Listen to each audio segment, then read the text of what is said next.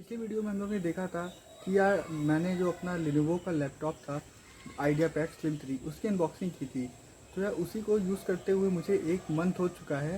तो अब मैं उसका एक वीडियो बना रहा हूँ ये वाला, जिसमें मैं उसका एक रिव्यू दूंगा, जो भी उसके बारे में अच्छी चीज़ें हैं या भी जो उसके बारे में जो भी ख़राब चीज़ें हैं उसको मैं बताऊंगा। तो अगर आप लैपटॉप लेने वाले हैं और अगर लेनोवो आइडियापैड स्लिम 3 लेने वाले हैं तो इस वीडियो को ज़रूर देखिए, क्योंकि ये आपको हेल्प कर सकता है अगर आप अपना लैपटॉप लेने जा रहे हैं तो। सो वीडियो को एंड तक देखते रहिएगा और चैनल ज़रूर सब्सक्राइब करिए मेरा इलेक्ट्रो लर्नर। तो यार चलो आपको दिखाते हैं कि इसमें लैपटॉप में क्या क्या अच्छी चीज़ें हैं और क्या ख़राब चीज़ें हैं। तो पहले अच्छी चीज़ों की बात करते हैं कि इस लैपटॉप में क्या मिलता है। तो आप देख सकते हैं लैपटॉप की जो डिज़ाइन है, इस मामले में लैपटॉप बिल्कुल ऐसा नहीं कि ख़राब है।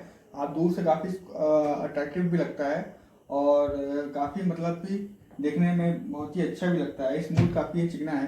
तो इस मामले में तो बिल्डिंग में जो इसकी जो है बिल्ड क्वालिटी वो काफ़ी ठीक है। दूसरा चीज़ जो इसमें बहुत अच्छी है वो ये है कि ये देखिए, जैसे ही मैंने इसकी लिड को खोला ये ऑन हो गया।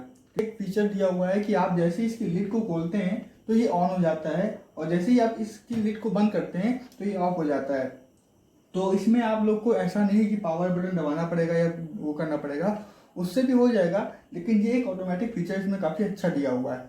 फिर दूसरा फीचर अगर आपको दिख रहा हो कैमरे में, तो ये जो इसका कैमरा है इसमें एक शटर दिया हुआ है। ये देखिए, ये शटर दिया हुआ है कि बाई चांस आपका कैमरा खुला रह गया तो आप इसको शटर को जब बंद रहेगा तो आपकी वीडियो नहीं दिखेगी या इमेज नहीं दिखेगी।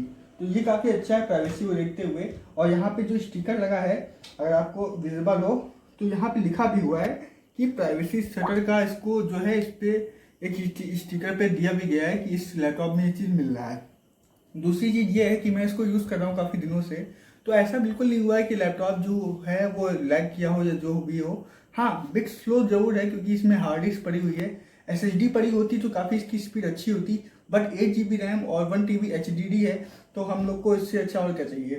उसके बाद जो दूसरी चीज़ हम लोग को काफ़ी अच्छी इसमें मिली है वो ये है कि इसके कीबोर्ड इसका जो है वो काफ़ी मतलब ऐसा है कि आपको ऐसा नहीं लगेगा कि मैं इस पर ज़्यादा हार्श टाइप करूँगा तो ये ख़राब भी हो सकता है।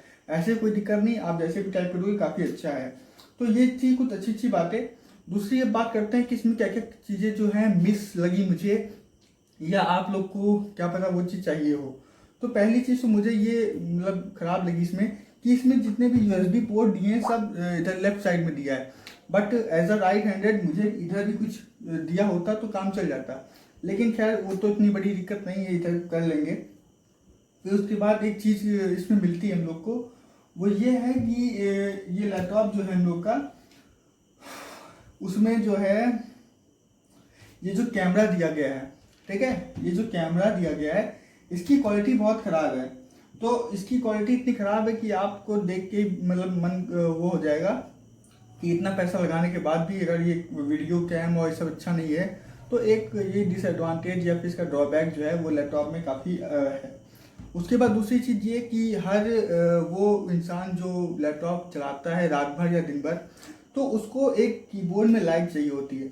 इस लैपटॉप में कीबोर्ड में लाइट नहीं आती है, ये बहुत बड़ी दिक्कत वाली बात है। क्योंकि मैंने भी कुछ दिनों से मैं इसको यूज़ कर रहा था तो इसमें मुझे जो है ये दिक्कत का सामना करना पड़ा, क्योंकि इसमें मुझे रात में जो इसके लेटर्स हैं वो दिख नहीं रहे थे। तो ये काफ़ी दिक्कत वाली बात है, तो इसको आप देख लीजिएगा अगर आपको ज़रूरत हो, क्योंकि ये चीज़ बहुत ज़रूरी है। कुछ करो।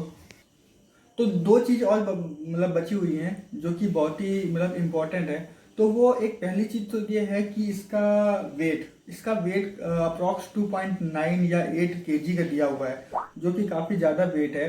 मगर इसमें एक चीज़ और ख़राबी है, इसको वेट को आपने बढ़ाया तो ठीक है, मगर इसकी बैटरी इसकी मैक्सिमम 4 आवर चलेगी मैक्सिमम। उससे कम भी चल सकती है अगर आप ऑनलाइन इस पर सर्फिंग कर रहे हो, नेट सर्फिंग या गेम खेल रहे हो।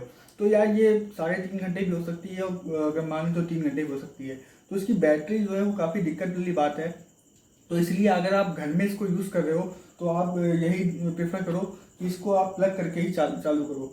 बाकी इसको 2 से ढाई घंटे लगते हैं 0 से 100 बैटरी होने में। तो बाकी इतना ऐसा कुछ ख़राब नहीं है इस प्राइस की रेंज में, क्योंकि ये इंटेल i5 10 जनरेशन है। तो इसका काम ठीक ठाक अच्छे से चलता है।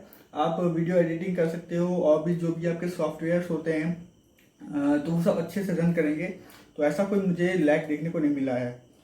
बाकी इसको मैंने 1 महीने पहले ही लिया था। अनबॉक्सिंग वीडियो मैंने ऑलरेडी डाल चुके हैं, हालांकि वो इतनी अच्छी वीडियो नहीं रही, मगर मैंने कहा कि मैंने उसको पहली बार रिकॉर्ड किया था तो मैंने कहा उसको पोस्ट कर देते हैं।